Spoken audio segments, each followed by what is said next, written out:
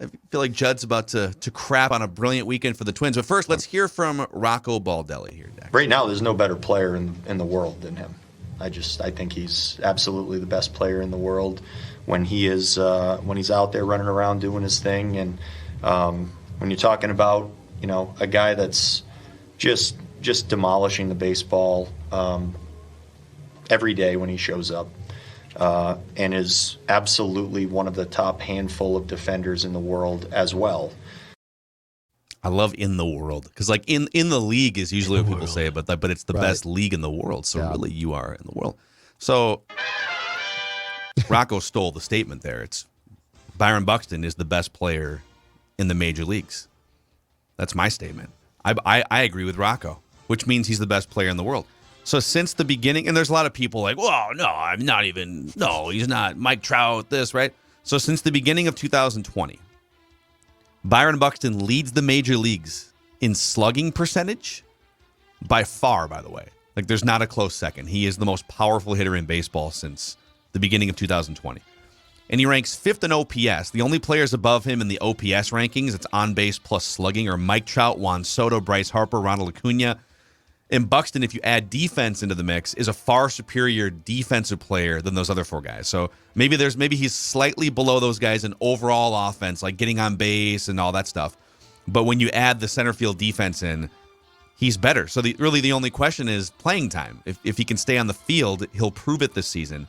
But per 162 games, and I understand that is an unattainable number for Byron Buxton, but per 162 games, he's averaging since 2020 56 home runs, 116 runs scored, 103 RBIs, and 20 stolen bases, and he's the best defensive center fielder in the game.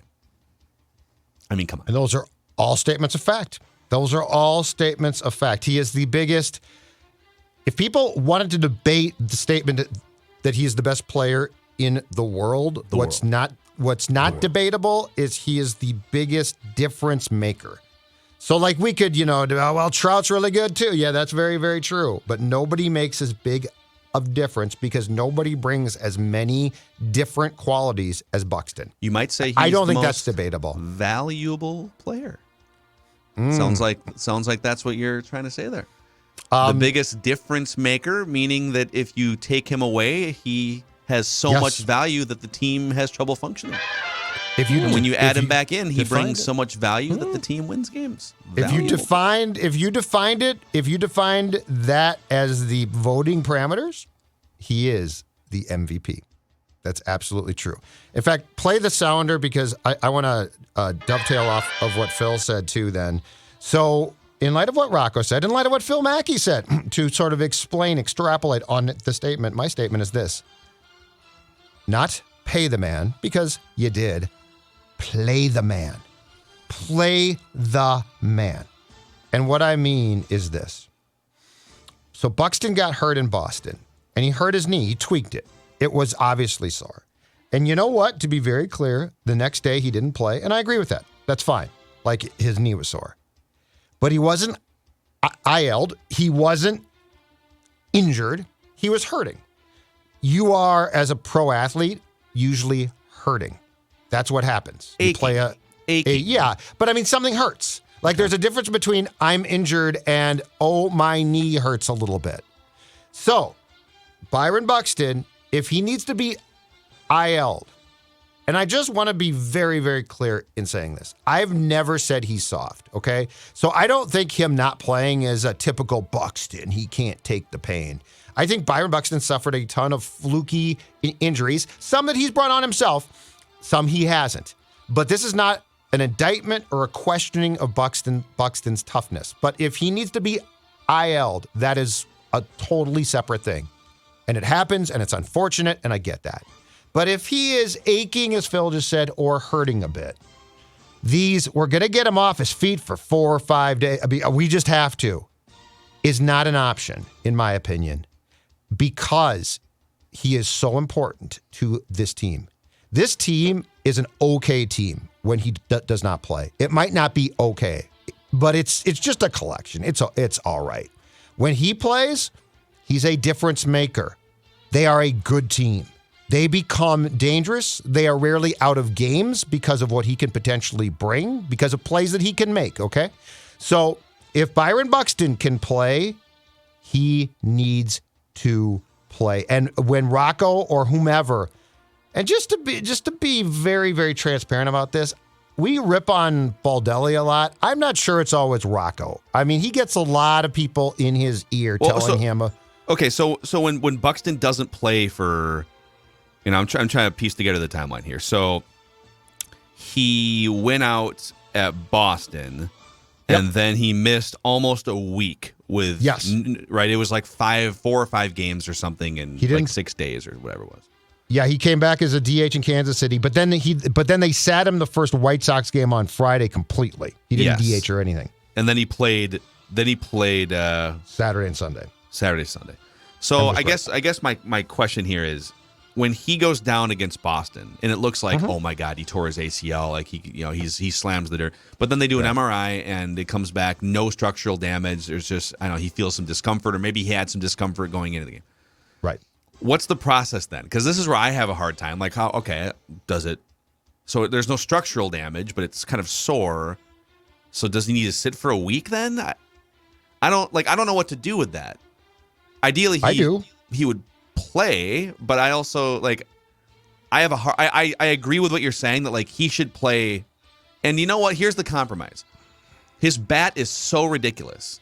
His off day should be a DH day, unless there's like a structural thing that prevents him from being on the active roster. Like if he's not on the IL, I think there's maybe 3 days all season where you should give him like a full breather. Otherwise, if you want to get him off his feet and not play center field and stand out there for 3 hours, that's totally cool. But at the very least, his off day should be a DH day. That seems like a fair compromise. It's incredibly fair. He's not even running in. He's trotting around the bases every time he gets a hit because he's ridiculous. And that's the thing. It used to be, and look, his defense is still superior. But it used to be his bat was okay. If he got on base, it was great, but his defense was absolutely paramount, right? So there was a time where you probably said, well, if he can't play center, he probably should sit, I guess, okay? Those days are gone. You're right, Phil. His bat is so good now that he needs to play. And the day after he got hurt, or it hurt in Boston, I totally get he didn't play. I totally get that. But I would love, so the next time that this takes place and he tweaks something and they're like, dude, you're out for a week. Yeah. We're not going to IL you, but you ain't playing. Perhaps I can do this, but I want a reporter to get to him because the locker room is open again and say, can you play? Because if he's like, you know what, I probably shouldn't be playing, then, because I'm never going to call him soft. I don't think he's soft. I just don't. So in fairness to Buxton, what I would like to know is, and what I would have liked somebody to ask him during the stint where he wasn't playing was, can you play? Because if he's like, yeah, I could play, then he's got to play. Let's quit treating him with kid gloves unless he's really hurt or injured. I'm teetering on whether I should make a comment or two about I don't think what I just said is out of line. I don't think what I just said is out of line. I do love that this conversation spilled into a fight between Judd and Twins bloggers on Twitter yesterday. That was my favorite thing. Saturday, Judd just sparring with Twins bloggers. I love it. Well, in this case, they're just wrong. They're just wrong. Like, there's times I tolerate it, but I've been covering sports for a long time, and so's Phil. And, like, I know when guys are soft. Like, part of the reason why Towns takes heat is because at times he's super soft. I've never accused Buxton of that. So I have a leg to stand on in the beginning of my debate because I know how Buxton's wired. Yeah. Careful, though. You might wind up in the Bad Takes Hall of Fame. You keep arguing with Twins bloggers. You got to be careful there. We should draft our Bad Takes Hall of Fame. I should teach a class. Wow. I love the idea. Actually, you know what we should do? We do have the Write That Down historical archive. Like we should almost put together like the 10 worst predictions ever made. Pecking on order? The Mackey and Judd. Yeah. Ooh. Off-season. That's an off-season project right there. I think we might have to. I think Declan just executive producer right there. Look at that. Executive producer drinks a couple cocktails on the weekend and comes back with a bunch of great ideas. Oh, Great. boy. I got at Friday night, Target Field, drinking Surly's. I wasn't even texting. Judd was texting me, no responses. I was like, nope, I'm putting the phone away. I'm enjoying this Yeah, I crap. texted you something from this crap shoot of a baseball game, scoring runs like it's Little League errors. Wow, and I was man. like, nope, I'm enjoying my Surly's, my 15%. They got the discount figured out. I had an issue with the discount being applied through the readers. To get the discount for season ticket holders, you have to use the Twins Pay now. Like you have to set up your Like card through their app or Yes, through their app, and you have to load in your card, and then it's automatically applied once it scans your card. So it used to be, and it's fine, honestly. Now it's a one-stop shop, and I kind of understand it. But the first series of the year, it wasn't working. It was like 50% on working at mostly alcohol stands. On they were food charging stands, you no double problem. actually for beers. It was Yeah, crazy. exactly. And I want this $42. 15% off. You know, if I drink 7 of them, one of them becomes free. So like I want to use this discount. So it worked. I'm glad it worked. I had a great time. But like some of these, like if you buy 9 of these, like yesterday or some, I think it was Saturday, we ordered dinner through one. I won't say which app it is, but like one of the food delivery apps. And at the bottom of the screen it said, spend $8 more, or spend $8.50 more, and you save $8. And I was like, what? So so I could stop now and just order, or I could spend $8 more and get $8 off. Okay. Yeah, it's weird. So I guess those- technically maybe do it. So I guess I would get an $8 thing for free, but then you're paying like an extra tip. I don't know. Right. You know Right. what? I enjoy driving places to get stuff sometimes, okay? Okay. So like All Dawn does that. She like orders groceries, which in a pinch is awesome.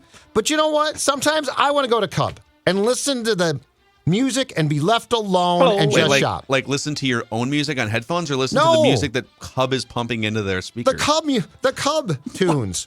They're actually pretty good sometimes. You like the Muzak at Cub Food? that's Rainbow playing? used to have the best. Rainbow had a great collection of. I love All it. right, Got here where for I will music defend you groceries. is, I'll tell you, because you and I used to shop at the same Cub Foods, and they would put a Yes. Yacht Rock playlist on there, like Yes, an they had- easy, Thank smooth you. listening playlist from the late 70s, early 80s, and old Macadac could get into that too. Shopping for produce, little Kenny Loggins, Michael McDonald, yeah. I was shopping Let's get it. Saturday and singing Hello. I'll out take loud. the chicken breast. You know why? Because I don't care what people think. Yeah. Pound to him. Yeah. No, I don't like to talk to people. All right. I just sing. Back to my actual statement. I'm lost in love and sorry. Air Supply. Wow. Of playing the man that was Byron Buxton. I'll go on the same vein with a different one. Okay. Play the man, as in play Carlos Correa.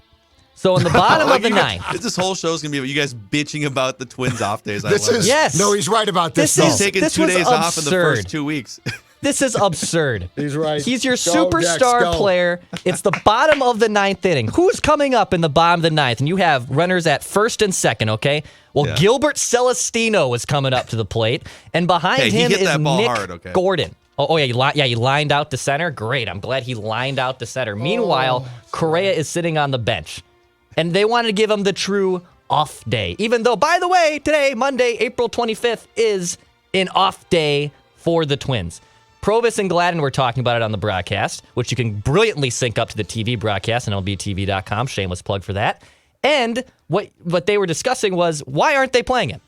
Like, this would be the perfect time, or why aren't they pinch hitting him? This would be the perfect time to do it. Yep. And both Provis and Gladden kind of hinted at, hey, this is kind of similar to how they handled Josh Donaldson last year. Like, we're going to give him a true off day. Totally different player. Right. Like Josh Donaldson's calves Thank are you. about to explode on every step, right? He was 35 and having calf issues. Carlos Correa is 29 years old, and also just consistently one of the best players in baseball. He's seriously so sound, and I know he's off to a poor start here in the first 20 games, 16 games No, this don't season. defend it. But No. do I You're right. trust Carlos Correa batting under Mendoza line Go, over Dex, Gilbert go. Celestino Go, Dex, go. and Nick Gordon? Dex, go. What are we doing? You win the game right there. You win the game right there. Play the man. Play him. What?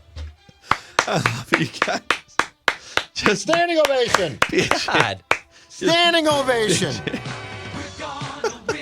You gotta Play pinch Carlos it, Correa. He's Play sitting Byron on the Buxton. bench and you Don't care got his slapped knee is in 79. I mean, Dex, so right. Carlos has had 2 full off days, and the Twins themselves have had some off days too. So he's probably had like 4 or 5 off days. I don't know. I just think it's hilarious. The Twins just swept the White Sox. They're back to 8-8. They're first place in the Central, and you guys, your first 2 statements are just bitching about off days. And what was the bunt with the poor slappy catcher? Yeah, a Goody or whatever that. I was like, who the Godoy? Who the hell is this Godoy, guy? right? Godoy. Godoy, yeah. Yeah, they just picked. Did they?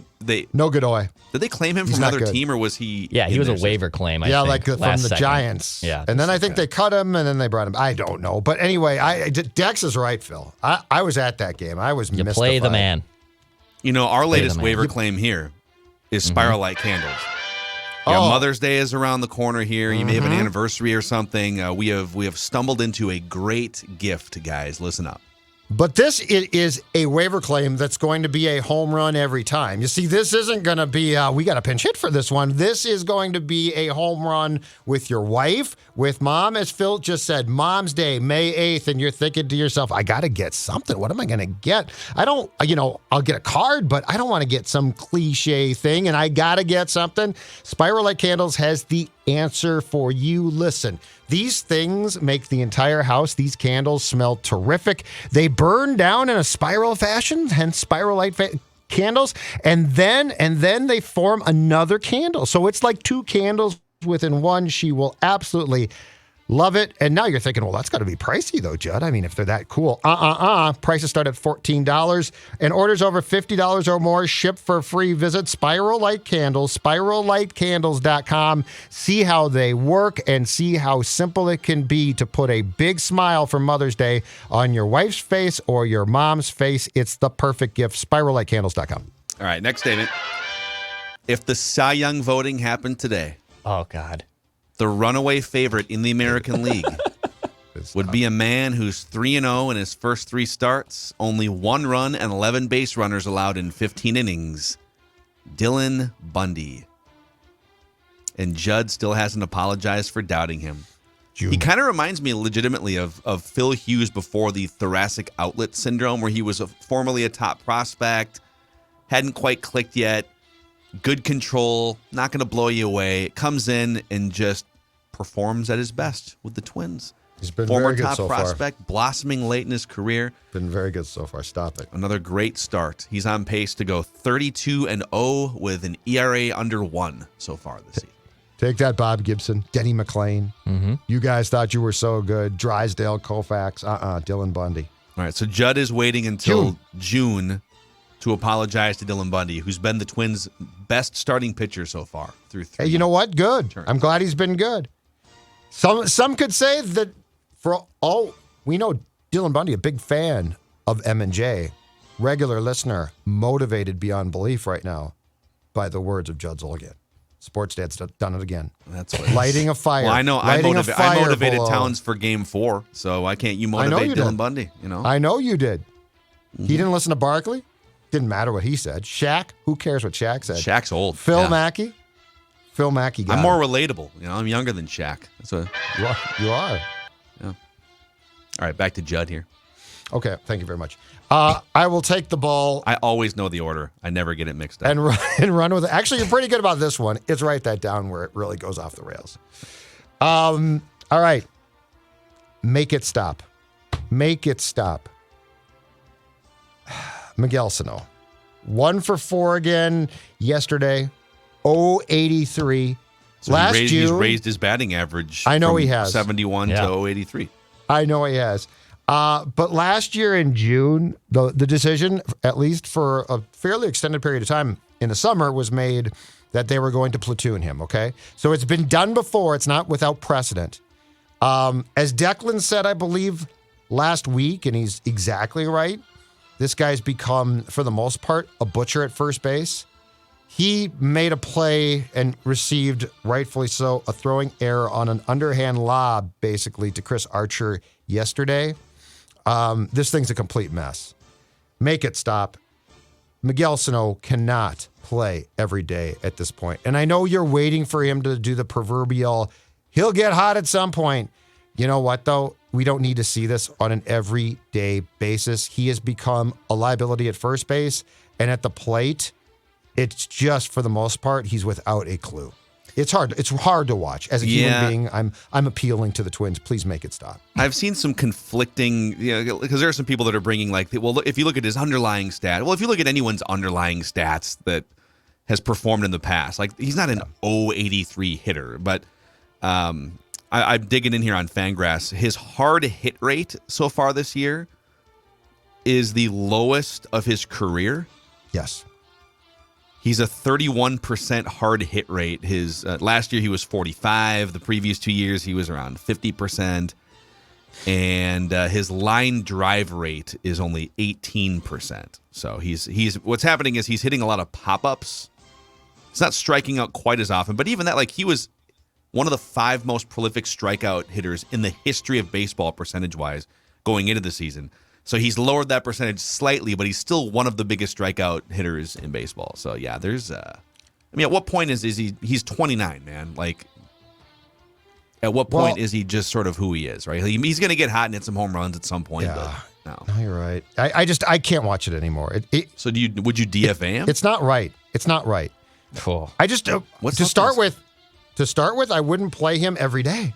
Like, that's where I want to start. I'm not even saying DFA him. I'm saying you got to find an alternative to playing him every single. And like, he basically has been benched once, and that's not being benched. In Rocco's world, that's just a day off to rest. So this is the last year of his contract, if they want it to be. He's making $9.2 million this year. He has a $14 million team option for next year with a buyout around $3 million. So yes, sir. There's no way they're going to pay him $14 million. I think trading him would be great, but I don't know. Like, I don't know who's going to give you something of value for him, unfortunately. So, all right, Dex, you got one more here for us? Yeah, I do. Get to Buffoon of the week.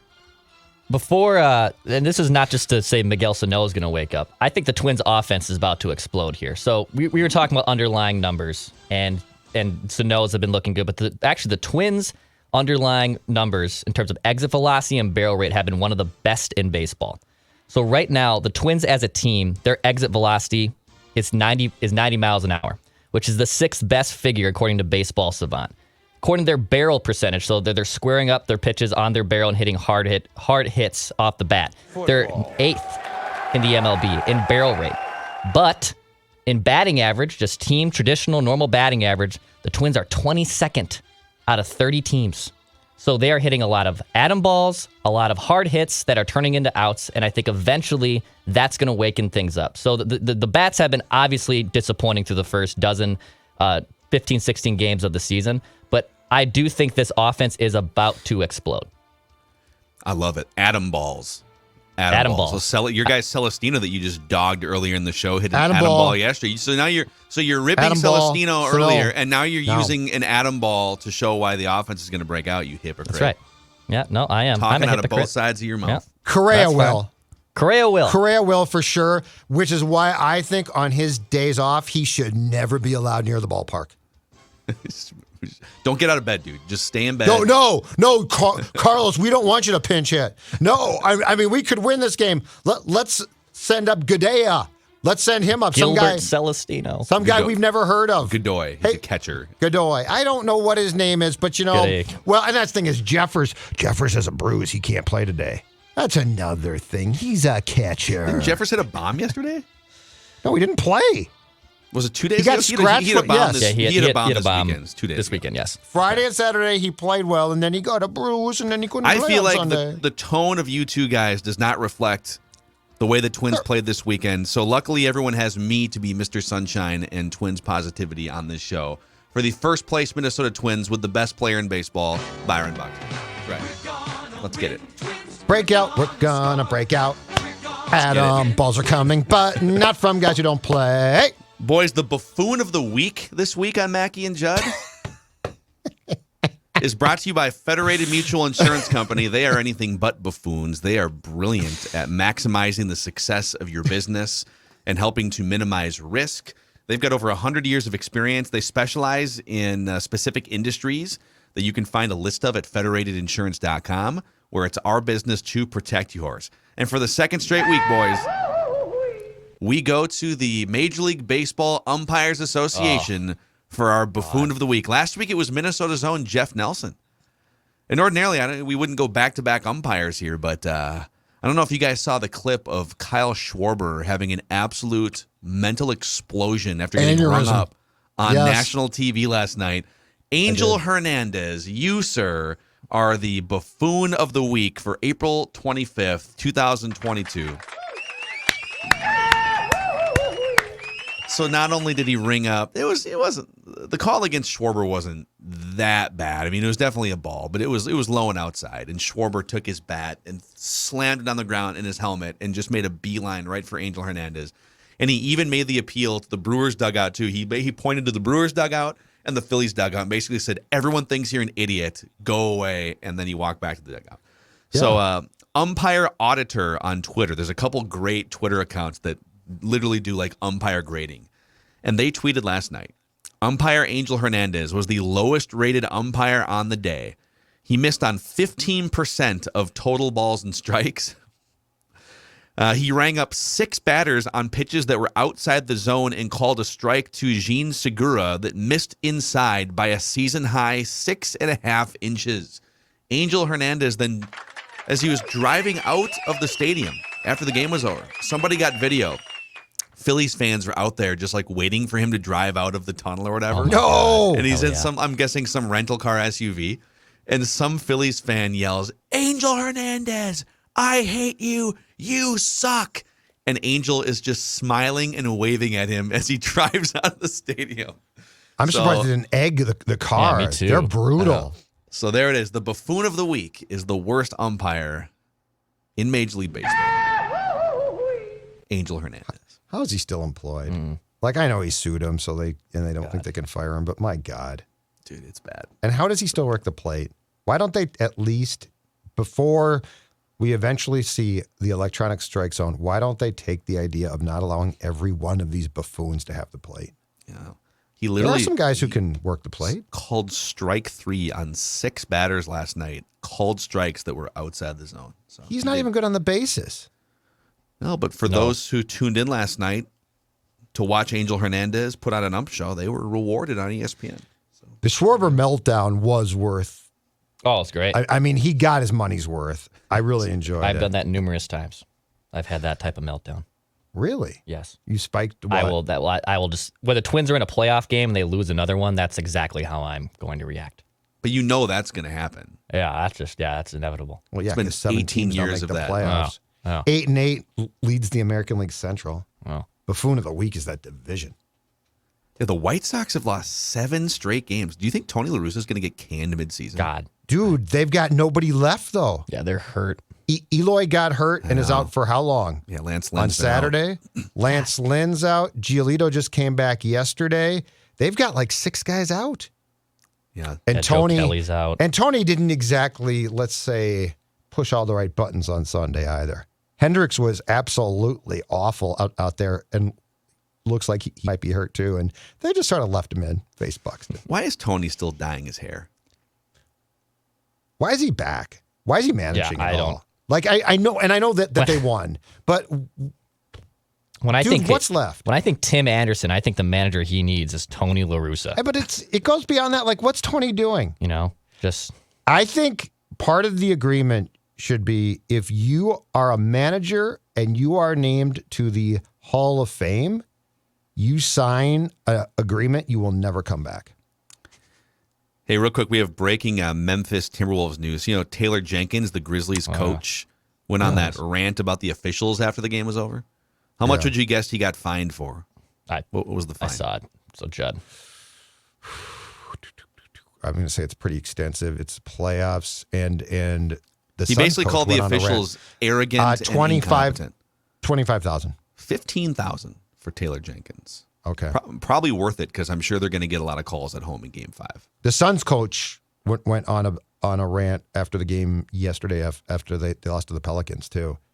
I'm telling you, what I don't get is, I'm not defending any team here. What I don't get after closely watching these first 4 games of Wolves Grizzlies is this: when do they make the calls? Because they seem to like at the start of games they're cracking down on everything, and then they don't, and then they do sometimes again. Like why are the timing of what's a foul changing so drastically?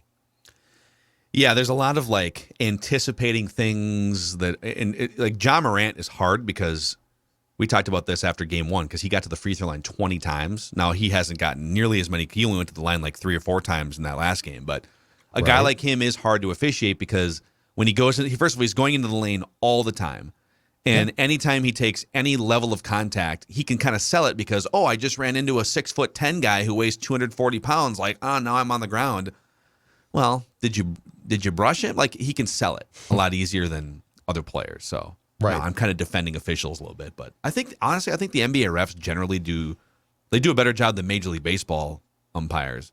And I think, like, NFL referees, too, have so many just ridiculous phantom calls on 15-yard penalties. I would take NBA refs over NFL refs and over Major League Baseball umpires. You guys would have to tell me about hockey refs. But inconsistent, too. They're just, but come playoff time in basketball, I would not be trying to call everything. I don't get it. That's my problem. I'm not offended when they don't call things. I'm far more offended when they do. And like, I think there was a point in the first half of Saturday's game where they were calling offensive fouls right and left. It's like, this is the playoffs. Guys have the basketball. They're going hard. Let them. Yeah, as a guy who's watched a ton of playoff hockey more than playoff basketball in the majority of his lifetime, like I can't stand when hockey fans complain about referees. I completely understand why basketball fans do. This is it's atrocious refereeing, even for someone who is not as a basketball But it's bad both savant. ways. Yeah. But in the playoffs in basketball, like I swear Wolves. it's gone up. Like it's worse. In hockey, that doesn't happen. Well, I just want consistency. What is a foul? Because a foul should just be a foul. And if you're going to call, charge. off, but if you're going to call it in the first half and then it changes in like the third quarter, why did it change? I think you guys should just stick to hockey. Stick to Judd's hockey show. Okay, we can do that. We got No problems problem. there too. Just quit complaining. Like Wolves fans were like, "Ref, you suck," and then Taylor Jenkins goes off. It's like The ref you suck thing it's is bad both ways. The ref you suck thing, I get that it's fun and stuff like it. I don't think it helps. I think like those refs are humans, and the more that like the Wolves fans chant refs you suck more than probably like other fan bases do it too. And I don't know. I think you should reevaluate how much that helps or hurts your team when you chant refs you suck. Bring back the BS chant. Bull bleep. Bull bleep. Yeah, because that's less of a personal attack, right? Like it's like you're saying the call is bull bleep. Yes. As opposed to you are bull bleep or you suck. And plus, kids should be exposed to things like that now so they learn. Like ref you suck is like this sanitized awful cheer, I think. It's like we got to sanitize it. I've heard the bleep you refs chant before, not at Target Center, but bleep I think you refs. BS is the best though because it's one word, it's a great cheer, and it's not personal. It's like that call sucked. Like ref you suck just means you think the refs are bad, but then Taylor Jenkins is mad too. But I mean, let's have kids exposed to some really cool words. Judd Zolgad, always looking out for the kids here. Yeah. All right, we'll see you guys tomorrow. Mackey and Judd. I grew up fine.